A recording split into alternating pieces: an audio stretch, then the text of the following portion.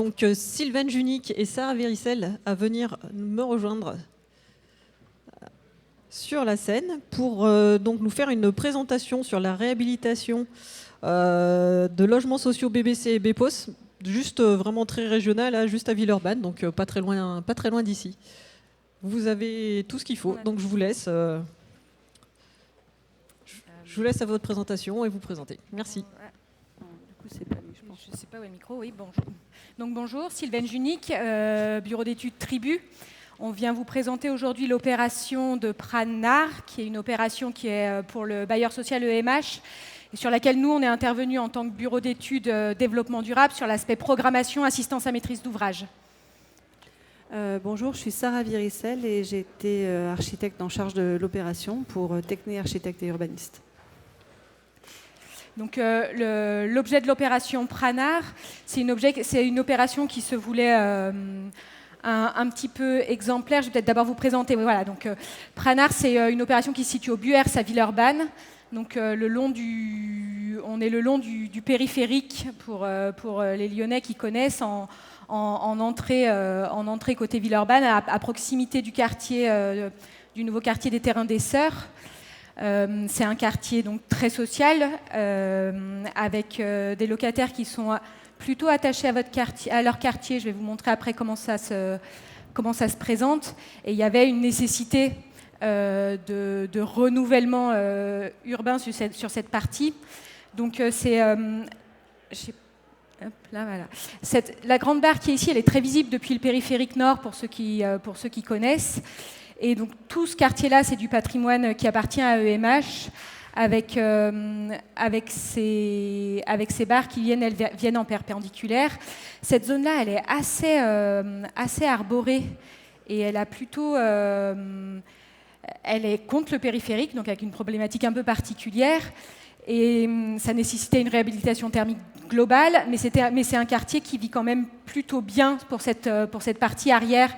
La partie grande barre avait une problématique un peu différente, avec elle un gros besoin, enfin un gros turnover et voilà, des difficultés un peu particulières. Sur ces barres-là, on a donc une population vieillissante. On est sur des bâtiments, mais Sarah vous présentera, qui sont avec des logements traversants desservis par coursives, donc des logements de cette époque qui présentent une certaine qualité. Et il y avait un besoin de rénovation de ces bâtiments. Donc les bâtiments qu'on va vous présenter aujourd'hui, c'est les barres B et C, sur lesquels on a fait une programmation un petit peu ambitieuse, plutôt ambitieuse, avec l'idée de s'intégrer dans le plan d'investissement d'avenir, le PIA, qui portait sur les sujets ville durable. Et on s'est intégré dans l'aspect santé et ville durable, avec donc, la problématique aussi dans la particularité du coup sur cette barre B, qui était qu'on profitait de l'intervention pour venir faire une partie d'extension et surélévation du bâtiment. Sur ce qui nous a poussé sur l'aspect santé, il y a notamment quand on se penche sur le site, donc cette proximité au périphérique, qui est le cadre quand même de beaucoup d'opérations et de beaucoup de situations, notamment dans le logement social, où on est dans une situation acoustique particulièrement dégradée et une situation sur la qualité de l'air particulièrement dégradée. Cette situation-là, elle a été aussi relevée par la ville de Villeurbanne qui a fait faire et je vais plus retrouver le nom, une ERS, donc un diagnostic santé par l'ARS sur les populations, et où on relève qu'il y a des pathologies spécifiques d'obésité augmentée sur le quartier, notamment dans la partie scolaire. Quand on fait l'état des lieux des groupes scolaires sur Villeurbanne, sur ce quartier-là, c'est un peu plus marqué. Et puis des cas de pathologie pulmonaire et allergie, et puis dépression, qui sont plus marqués. Donc on sait que c'est multifactoriel, qu'il y a des conditions sociales qui amènent à ça, mais la question de cette proximité au périphérique, elle se pose aussi.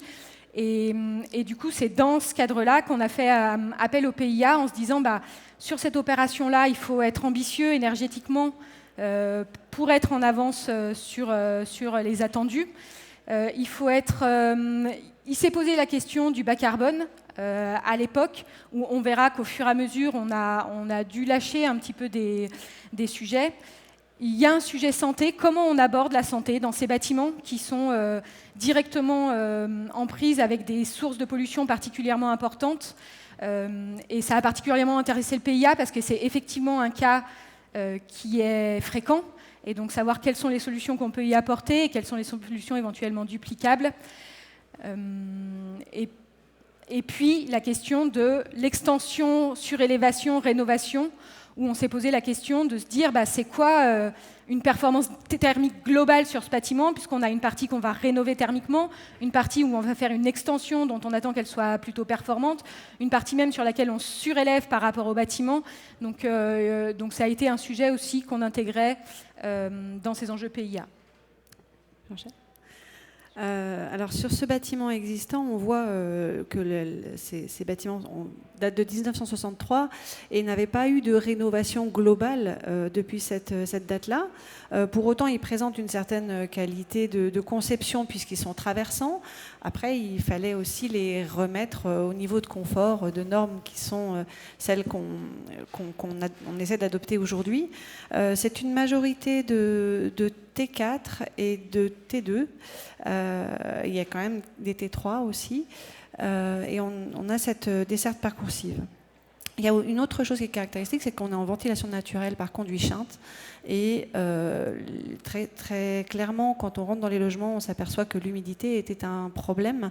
La ventilation la ventilation naturelle qui était prévue dans ces années-là était insuffisante par rapport à l'usage qu'on a maintenant dans nos logements. On cuisine plus, on produit plus de vapeur dans les logements et du coup, le niveau de ventilation existant était insuffisant.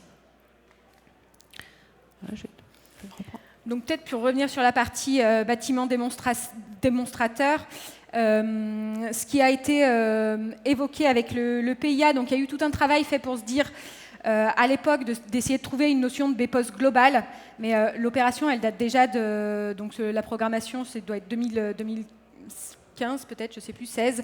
Et ce sujet-là a un peu été abandonné parce que le travail qu'on a fait avec Efinergie à l'époque, finalement, ils ont eu à travailler derrière sur E+C- dans les années qui ont suivi. Et donc, ils se sont concentrés un peu sur le bâtiment neuf. Donc, quelque part, on n'a pas abouti, et ce sujet est toujours sur la table, c'est-à-dire comment on envisage une performance thermique d'un bâtiment qui contient à la fois des extensions, des surélévations, des rénovations. Ça va rester à avancer, tel qu'on l'a traduit au final et en définitive sur l'opération qui se livre aujourd'hui. On vient de finir les livraisons. C'est un niveau Efinergie Plus sur le neuf, un niveau BBC Efinergie sur la rénovation, donc on reste à peu près dans les standards qui s'appliquent dans l'habitat social, où on va déjà plutôt loin sur ces sujets. Et puis, on a quand même été un tout petit peu plus loin en faisant un calcul global et en appliquant sur la rénovation la RT existant neuf avec un seuil Efinergie dégradé. Voilà, ça a été les discussions de ce qui nous a semblé à peu près pertinent à l'époque comme seuil à présenter pour le plan d'investissement d'avenir et en termes d'innovation. Peut-être quand même les problématiques que ça soulève, notamment quand on parle de production d'énergie renouvelable sur ce bâtiment B, qui va plus loin que le standard. Sur les autres bâtiments, on est seulement BBC Efinergie. Sur ce bâtiment B, on a mis une installation photovoltaïque. Et effectivement, la question que posait Efinergie, c'était de se dire que l'installation photovoltaïque qui va se mettre sur la surélévation, il faut qu'elle concerne tout le bâtiment, parce qu'il y a une sorte de potentiel photovoltaïque du bâtiment qui concerne le bâtiment existant.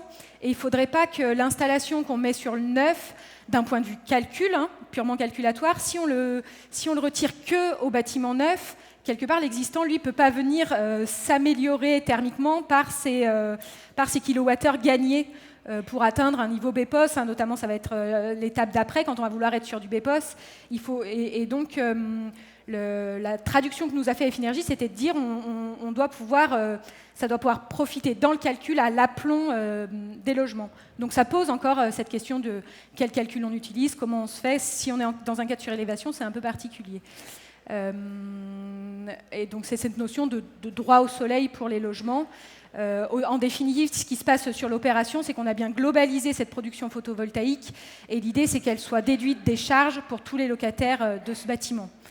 Les charges sur ce bâtiment, il y a un objectif un petit peu zéro charge qui est recherché aussi par les bailleurs, qui est aussi un objectif à long terme.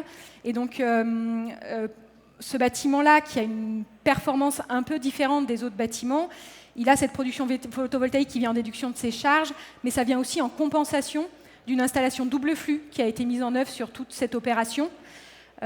Cette installation double flux, elle peut être mise en œuvre déjà parce qu'on a les conduits Schindler qui nous ont permis de réutiliser. On était dans une configuration où on était en capacité, dans l'existant, de venir l'installer, ce qui ne sera pas toujours le cas. On n'a pas eu à reconstruire totalement de gain. Et elle vient pour venir atteindre ce niveau énergétique un peu plus performant. Mais ça, on sait que ça se compense toujours un petit peu entre les consommations de ventilateurs, les consommations de chauffage. On est sur du RCU, on a un chauffage qui est assez vertueux.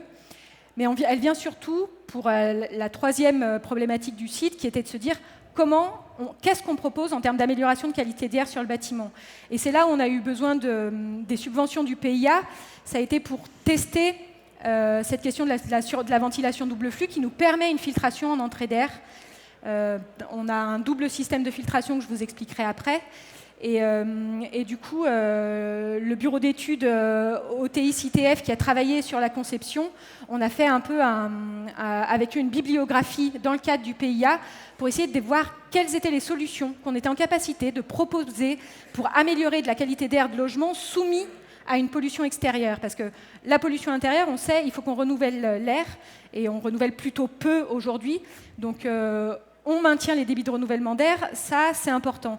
Par contre, on a eu un peu de mal quand même à retrouver dans la bibliographie quels étaient les impacts de l'air extérieur sur l'air intérieur. On a fait faire des mesures de qualité d'air.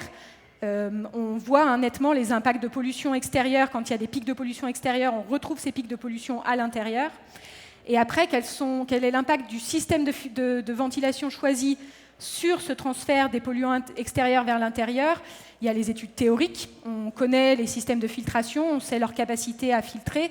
Il y avait assez peu d'études mesurées qui nous permettaient de dire, tiens, entre une ventilation simple flux gros B et une double flux avec filtration en entrée d'air, on voit une nette amélioration ou pas. Ces études-là, à l'époque, on ne les a pas trouvées. Donc l'idée, ça a été de se dire, on va tester différentes solutions. La double flux nous paraissait être la solution maximaliste, elle nous permettait aussi d'aller plus loin du point de vue énergétique, mais elle est aussi très lourde économiquement. Du coup, elle semble difficilement généralisable ou à être sûr qu'elle ait un impact très important sur les bons résultats en termes de qualité d'air. Et elle est aussi lourde en entretien-maintenance. Et pour un bailleur social qui cherche à avoir du zéro charge, c'est aussi un impact sur le long terme qui n'a pas été évident à arbitrer et à trancher. Donc on a décidé de retenir cette solution sur ce bâtiment test. Et actuellement, suite à la livraison, on a des mesures post-livraison qui vont être faites. Et ensuite, je vous présenterai les solutions qui ont été retenues sur les autres bâtiments pour essayer de tester d'autres choses et où on a vu qu'on était aussi un peu limité dans ce qu'on pouvait proposer. Voilà. Et ensuite, le dernier point, c'était du coup le raccordement au réseau de chaleur urbain qui permet, à l'époque on était en chaudière gaz il me semble, et qui permet l'apport directement d'énergie renouvelable sur les choix énergétiques qui sont sur le bâtiment, et aussi pour le bailleur social une plus grande visibilité long terme sur les niveaux de charge qui sont liés avec des fluctuations un peu plus maîtrisées. Voilà, sur les bilans de performance énergétique, on voit qu'on a Juge, j'en profite rapidement, il reste 4 minutes. Ah, je ne sais plus où on en est. Voilà, donc là je vous remontre rapidement. Donc ça c'est la zone, le fait qu'on soit soumis aux pollutions, et puis les solutions du coup de réhabilitation qu'il y a eu sur la barre B, donc qui est celle en BPOS, Et du coup, sur la barre C. Alors voilà, notre projet portait sur deux des bars, 100 logements, donc on a 40 d'un côté et 60 de l'autre, avec une extension de 21 logements, 17 en pignon, comme vous avez pu le voir précédemment sur la slide, et 4 en surélévation, maison sur le toit. Notre équipe de maîtrise d'œuvre, donc on était effectivement accompagné par le bureau d'études OTI-CTF, ici présent, qui nous a accompagnés dans la définition des solutions techniques qui avaient déjà été bien réfléchies en amont par la maîtrise d'ouvrage et ses AMO. On a pris la position avec la maîtrise d'ouvrage d'appliquer un niveau BPOS sur la barre B qui était celle qui allait avoir une surélévation et une extension et de rester sur un niveau BBC Réno sur la barre C. Donc de développer, comme vient de l'expliquer Sylvaine, deux typologies de solutions différentes. La ventilation double flux, on l'a appliquée sur la barre B et comme ça a été expliqué précédemment, c'est une seule centrale de ventilation pour la totalité de la barre, c'est-à-dire 3 cages de 2 fois 20 logements plus l'extension et la surélévation, c'est-à-dire à la fois pour le neuf et pour la rénovation. Une seule grande centrale de ventilation qui est installée dans une des maisons sur le toit que vous voyez là. Bon, vous voyez le résultat qu'on a livré en juillet. Principalement, on a eu beaucoup de concertation aussi avec les habitants parce que les habitants au début ont compris qu'on allait ramener du confort du fait qu'on allait isoler leur bâtiment. Alors on leur a expliqué aux habitants qu'on allait mettre un manteau à leur bâtiment pour que la chaleur reste à l'intérieur. Et donc on a vraiment des grosses épaisseurs d'isolation par l'extérieur. Ici on est sur 24 cm de mémoire. De polystyrène. On a fait toute une réflexion sur le biosourcé, mais c'était pas l'enjeu pour ces bâtiments-là. Donc on est en enduit. On leur a expliqué. Et quand on a fait ce travail de concertation, il s'est avéré qu'ils avaient aussi besoin qu'on travaille sur l'intérieur des logements. Et on a pu proposer également un bouquet de travaux de finition. Parce que c'est bien beau, pour que les travaux soient embarqués, il faut que les habitants soient convaincus. Et les habitants, ça ne leur suffit pas de leur dire vous allez habiter dans un bâtiment qui est plus performant. Il faut aussi qu'ils le ressentent également dans leur quotidien de vie de tous les jours. Et EMH a choisi pour ça de travailler à la fois sur la performance, mais aussi sur ramener des travaux qualitatifs intérieurs. Donc là, c'est la barre B. On voit l'isolation par l'extérieur. On voit la ventilation simple flux. On voit la desserte parcoursive et les chintes. Donc la ventilation simple flux qui est venue juste se brancher sur les chintes existants. Pour la ventilation double flux, ça n'a pas été possible. Il a fallu démolir les chintes existants. On n'avait pas la place suffisante et donc on a dû reconfigurer la taille du sanitaire, faire des essais sur des maquettes et puis bien vérifier qu'il resterait cette place dans le sanitaire quand on aurait mis la grosse gaine qu'il faut quand même pour aller tirer jusqu'au rez-de-chaussée et remonter en toiture. Oups, pardon. On voit ici rapidement l'extension. Je vais terminer rapidement. On voit ici les travaux et on voit notre travail sur les maisons sur le toit. La grande question de la surélévation, c'est évidemment la portance de l'existant. Ici, c'est les façades qui étaient porteuses et il a fallu concevoir un nouveau plancher, comme vous le voyez en haut, et une structure légère qui permette d'être surisolée, mais qui permette de ne pas venir trop solliciter les fondations existantes qui étaient à leur limite maximale de charge. Voilà, on pourrait en dire. Je vais rapidement passer les photos pour que vous voyez en quoi la surélévation a quand même abouti à une image intégrée qu'on a dû présenter à plusieurs reprises à l'architecte conseil de la ville de Villeurbanne, qui était très pointilleuse, mais qui a accepté et validé le travail. Et voilà les bâtiments livrés. Et donc peut-être rapidement pour finir sur l'aspect ventilation, ce qui a été proposé du coup pour la barre C qui n'allait pas aussi loin sur l'aspect thermique, ça a été de tester deux choses. Donc on est en ventilation simple flux autoréglable pour maintenir des débits de renouvellement d'air efficaces pour la qualité d'air intérieur. Et dans les solutions qu'on a étudiées et proposées, il y a la question des filtrations en entrée d'air, des systèmes de filtration en entrée d'air, ce qui pose aussi beaucoup de questions au bailleur social. sur sa capacité à aller régulièrement proposer à ses locataires de changer leur filtre, parce qu'il faut probablement le faire 2 à 3 fois par an, enfin c'était plutôt 1 à 2 fois par an, compte tenu de la proximité du périphérique. Et donc c'est forcément pour lui quelque chose d'un petit peu intrusif, qui n'est pas si évident. Donc on l'a fait sur 10 logements tests, et l'idée c'est de voir derrière si on arrive aussi à mesurer des différences de transfert de pollution de l'extérieur vers l'intérieur. Et la troisième approche qu'on a eue, qu'on n'a pas tout à fait pu mener vraiment jusqu'au bout, ça a été de se dire finalement, sur ce périphérique, les pics de pollution, ils sont très... c'est les pics quotidiens d'aller-retour journalier, quoi, matin et soir. Et donc, est-ce qu'on ne pourrait pas... la question qu'on se pose, c'est est-ce qu'on ne pourrait pas arriver à gérer la ventilation sur 24 heures pour réduire les débits pendant les pics et les augmenter en dehors des pics. On a raté un peu le coche sur la mise en place éventuellement d'un ATEX, d'une expérimentation, et donc on est au niveau du seuil normal de débit de renouvellement d'air pendant le pic, et on augmente un petit peu sur la latitude que nous permettent nos bouches d'entrée d'air hors pic. On n'est pas sûr, du coup, à ce niveau-là qu'on aura des résultats vraiment probants, mais ça nous paraît intéressant pour la suite. On a l'impression que c'est un truc à pousser sur des écarts plus importants. Voilà. Donc, et aujourd'hui, c'est livré. Il va y avoir des études de qualité d'air qui sont déjà en cours, et on espère pouvoir voir si une approche plutôt qu'une autre apporte plus. Sur la double flux aussi, on a un système, je vais rendre la parole, de filtration à charbon actif, qui va pouvoir être probablement mis que temporairement, parce que le renouvellement de ce système à charbon actif qui permet de la gestion des composés gazeux, des NOx, est extrêmement coûteux. Et donc là, c'est pareil, on l'a mis quand même parce qu'on l'avait prévu au marché. On va pouvoir tester ce qu'il améliore ou pas. Et derrière, le bailleur social va avoir une question sur ce qu'il est en capacité de maintenir dans le temps en termes de renouvellement. Et il y a eu tout un travail sur cette question du dimensionnement de la double flux pour être capable d'avoir des surdimensionnements qui permettent de changer les filtres moins souvent, de les changer plus facilement, d'être dans des systèmes qui permettent une bonne pérennité dans le temps. Ce qu'on fera, c'est qu'on vous fera intervenir à Energy Meeting 2022. Comme ça, en fait, vous pourrez nous faire le retour de tout ça. Et voilà. Voilà, parce que là, oui, j'avoue que j'ai le mauvais rôle là-dessus. En tout cas, excusez-nous d'avoir débordé. Merci Sarah, merci Sylvaine pour la présentation. On voit que vous êtes passionnée.